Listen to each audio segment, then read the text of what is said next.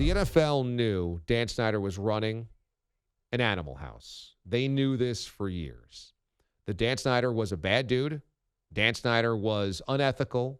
Dan Snyder had a group of his drinking buddies, his cronies, his best buds running that organization and doing it as a frat house. And you wonder why they've had so many coaches and so many busted draft picks and so many losing seasons, and why that fan base, once upon a time, there was a wait list for season tickets, has been rendered apathetic and angry to where they don't even show up on Sundays now for the last decade of football. It's because everybody in the NFL knew that Dan Snyder was a bozo. And not just like a Mark Davis, kind of a joke clown bozo, but like a bad guy. Like bad things were happening in that office. I cite just one of the emails that John Gruden gets in hot water for, which is between Gruden and Bruce Allen, the then president and GM of Washington, as they circulate back and forth photos of topless Washington cheerleaders. I mean, these are ostensibly employees of the franchise, and these two guys, including the president and GM, are checking out topless photos of them. That's how creepy and weird and dysfunctional the Washington franchise is. So over the last calendar year, after they hired Ron Rivera and they got rid of tons of people, the broadcast team changed, the PR team changed, the front office changed, the head coach changed. They put all of these people in different situations. You might remember last spring and summer, we had a run where we had a Washington front office person on like 3 straight weeks. We had their PR person on. We had their executive director on. We had a number of people on, and it was because Washington was trying to get out the word, hey, we're a different team. They reached out to us and said, would you like us? We've got these people available, and of course, in the middle of a pandemic, it's the NFL, it's high-ranking officials. I said, yeah, that's an interesting story. Yes, I'd like to talk to them. And so we said yes to those interviews. But it was Washington putting on this press of, hey, by the way, we're not that grotesque horror that we've been the last 20 years. We're different. We've got diversity. We've got people from, different backgrounds in high-ranking positions. We've got women. We've got minorities. We've got a lot of different stuff here. It's not the same old Washington. And maybe that flew under the radar for the common person, but for people around the NFL, it was a bat signal. Hey, we know this has been a horror show for 20 years, and now we're cleaning it up. So why did it get cleaned up? It gets cleaned up because remember that Washington Post article that has a number of former female employees that pointed out just how awful the working conditions were? The NFL couldn't ignore it anymore. Dan Snyder, wealthy guy, owns a very popular franchise. It's an old boys network. Nobody ever speaks ill of the other owners. So they didn't press Dan Snyder too much and all of that stuff. They're like, oh, what's going on in Washington is that. And by the way, if you don't think the other owners liked getting a couple of wins every year in the division over Washington and letting that franchise disintegrate, you're crazy. It's kind of nice to know that franchise is always awful and that you'll get wins, that they'll never be a Super Bowl contender, because then that means it's easier for you to climb over their carcass to the top of the NFL heap. NFL owners don't mind when other NFL franchises are awful and other owners are terrible. It's only if they affect the bottom line. But Washington wasn't affecting other teams' bottom lines, other owners' bottom lines, only their own bottom line. But it became public that Washington now had accusers that were saying, no, that guy's awful, and this thing happened, and here's the evidence here. And so the NFL had to shake things up and basically say, hey, Dan, you got to step away. So now his wife is a co-CEO, and he's been removed from day-to-day operations. Well, how do you think that happens? Here is the bit. Let's drill down into the truth and the bit. And here is the real root of this. Forget John Gruden for a moment. What he said, what he emailed, of course, terms for dismissal, and does not paint John Gruden in a very positive light.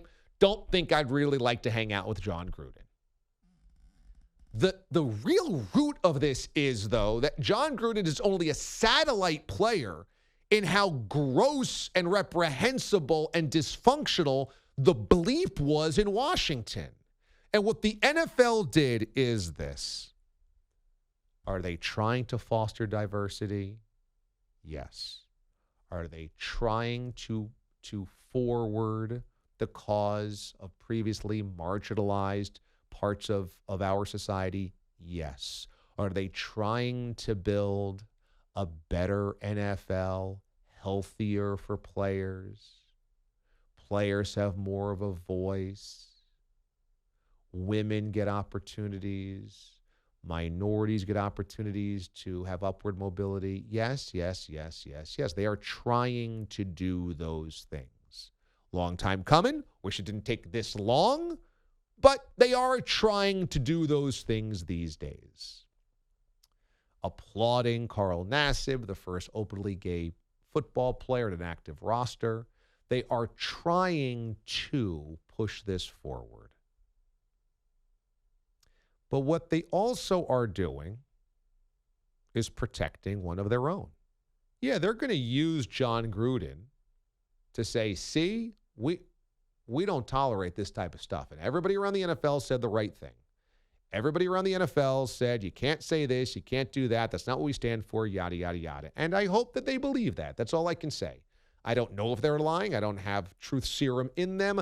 Let's hope that they're telling the truth. Because frankly, being inclusive to more people is just the right damn thing to do. You know, I get really perturbed by this kind of like vocal segment of society that wants to keep things one way and blames everything for PC culture. No, you know what the right thing to do is to include people. Like in the schoolyard, you know, the kid that doesn't look like you, the right thing to do is to pick him on your team. It just is. Sorry. And that just goes back to like schoolyard. What is the right thing to do? The kid that doesn't look like you, that doesn't live in your neighborhood, that you're not friends with, the right thing to do is to pick that kid on your team and to involve everybody. And a lot of adults just lose that. A lot of adults just lose that very basic sense. And so the right thing to do for the NFL is to open up doors for everybody and to welcome everybody and to encourage everybody to believe, hey, this is all for you too. That it doesn't just have to be for the same types of people it's been for 100 years. So that's the right thing. But in dangling John Gruden and saying, shame on John Gruden, they're also hiding everything that happened in Washington. Do I think suddenly we're going to find out that Dan Snyder, that the NFL is going to tell us or allow emails to be leaked, that Dan Snyder also circulated photos of female cheerleaders that are topless? Of course not. And do I think that there will ever get evidence that Dan Snyder said racist things or misogynistic things or was gross in some way? Of course not. Do I think we'll ever get that evidence? No, I don't. And this investigation wrapped up in July. It's already done. The punishment's been handed down. $10 million, which, okay, $10 million bucks, that buys another yacht for Dan Snyder. That's true. Another charter jet. But really, $10 million bucks is like, to you or I, probably like $10,000 bucks.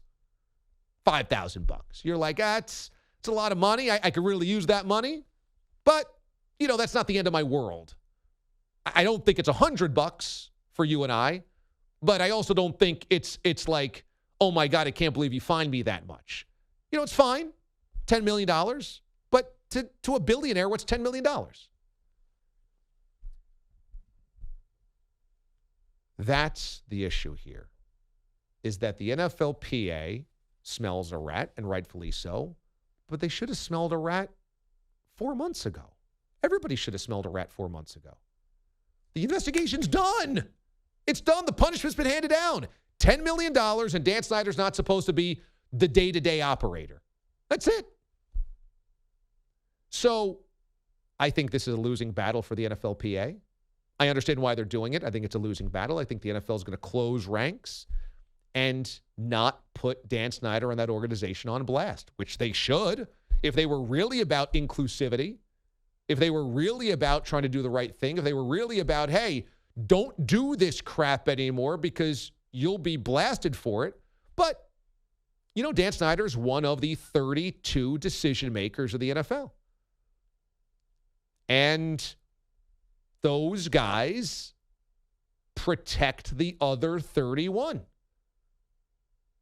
It's just the way that this thing goes. Once you get into that room, it's hard to get out. You got to do some Donald Sterling type stuff to get out. Some Jerry Richardson type stuff to get out. And even Jerry Richardson, there was a fight over whether or not he had to sell the Panthers. I mean, you got to be real bad. And Dan Snyder, I'm sure, is real bad, but it didn't become public, and they weren't about to make it public. You know, that's going to be the shame here, is that I've heard a lot of, this is the first domino to fall. It's all going to come out. And boy, that's just wishful thinking. And in my estimation, it's delusional.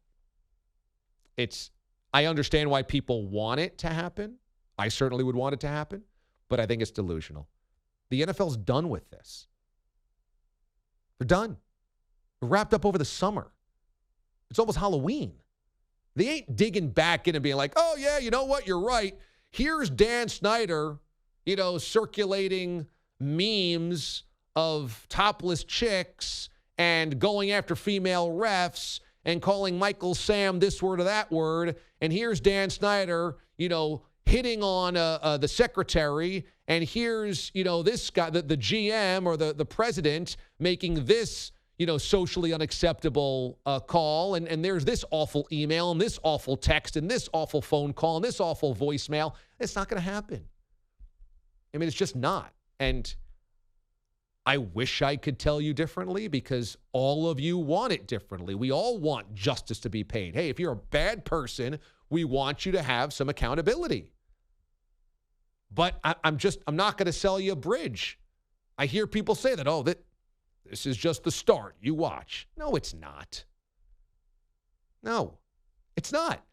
Now, you might ask, well, D.A., then why are we in the middle of October and John Gruden's emails get released and he gets pushed out? That I don't know.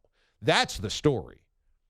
That ends up being the story. The story is not, will we find out more about Dan Snyder, unless somebody privately is holding on to emails and that they just want to see him get taken down now in the wake of this. But the NFL ain't doing it.